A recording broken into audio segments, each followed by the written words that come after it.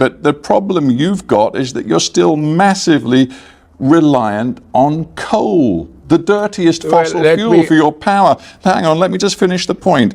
Coal still generates 75% of India's power. And you're still building new coal-fired power stations. Again, let me just tell you, power for electricity only accounts for 17% of our overall energy. If you want to look at the total figure, see what is used in our refineries, and they're all moving into green hydrogen. IOCL has 11 refineries, out of them 2 of them first, another 2. So there is a transition taking place which your briefing notes don't capture. Now either you accept what I'm telling you as the energy, I should actually be called the energy transition minister, our biofuel blending on an increasing demand, 20% of that, it's a revolutionary scale change. 90 new flex fuel vessels were on display which are coming to the market in the next 3 months. We've got E100 pure ethanol being sold in 400 outlets. So absolutely, yes, our consumption is increasing. So is our biofuel blending, green hydrogen. The problem you've got, and that's why I began with this grand ambition to become a fully developed nation by 2047, is that there is no way that's going to happen without maintaining the kind of output from your coal-fired power stations, which mean you're not going to complete your energy transition. To quote Indian expert Nandini Das, who's at Climate Analytics, she says, India still has a very deep focus on coal. You are welcome to quote, I don't know who these people are, and certainly they don't figure in my discourse at all. A lot of people drawing inspiration from Western NGOs, from people in the West who are extremely jealous of the Indian transition. And you're welcome to use whomever's speaking notes you like. But if you're discussing a subject like energy transition, let me point you in 2 specific directions. Please look at the biofuels program and look at what's happening in the Indian green hydrogen field. The tender which IOCL has floated, nowhere in the world have you got this done.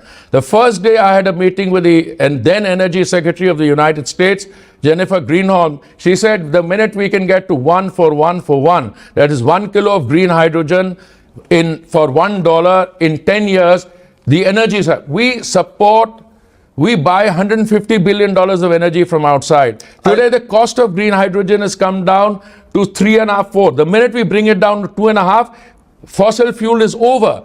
This kind of transition doesn't takes place through fossilized mindsets which Minister, say you will never become this. They said you'll never become a $5 trillion economy.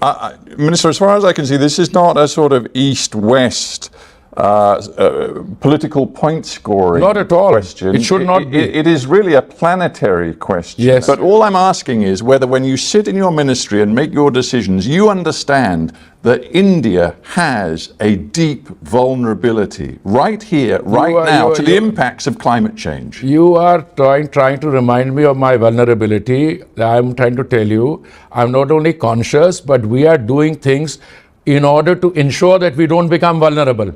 Today, India is one country which has met its Paris commitments.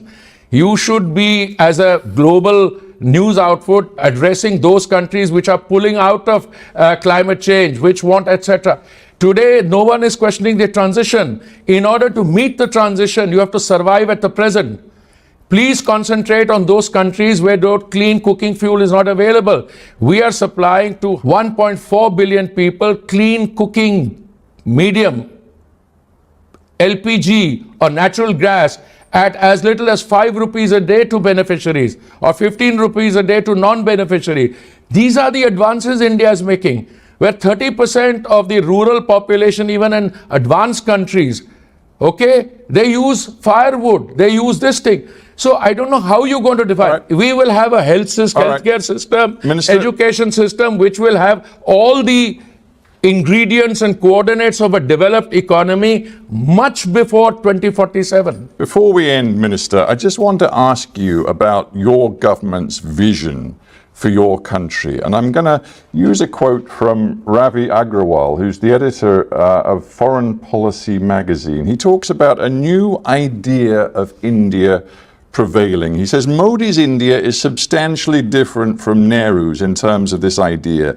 Modi defines nationhood through Hinduism. He believes in a powerful chief executive being preferable to a liberal one. It is, says Agrawal, a form of illiberal democracy. Do you believe in that? No, I don't. And I think this is a whole lot of, hogwash. There's a fact of the matter is Mr. Nehru was the first Prime Minister of India. He was deeply impressed with and schooled in the Western liberal system. He did a great job.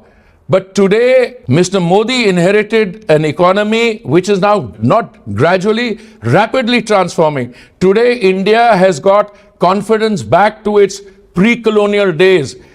Hinduism is a way of life. India today is one of the most liberal democracies. Mr. Agarwal is entitled to his views, and Mr. Agarwal is perhaps serving an audience. Let me share with you something. Today in India, you have a robust democracy. People use the choicest invectives against elected leaders. Try and do that in a Western democracy.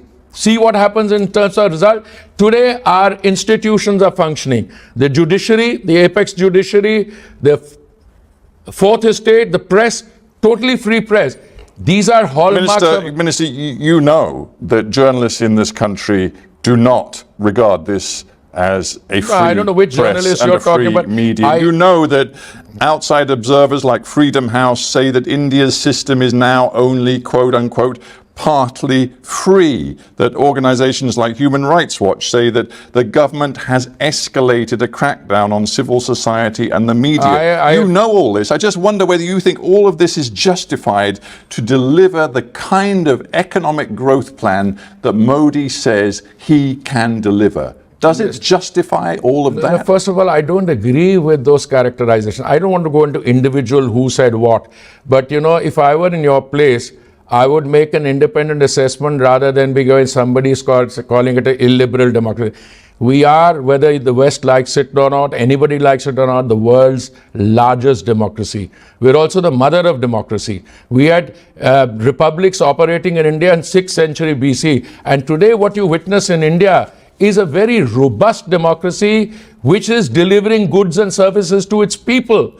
What would you us have? Now, if you have to deliver energy, you have to deliver energy at affordable prices at all times to come and maintain the sustainability. That's been done. Insofar as liberty and democracy is concerned, we have no shortage of it. Hardeep Singh Puri, we have to end there. Thank you for being on Hard Talk. Thank you. Thank you very much, Minister. Really appreciate it. Thank you.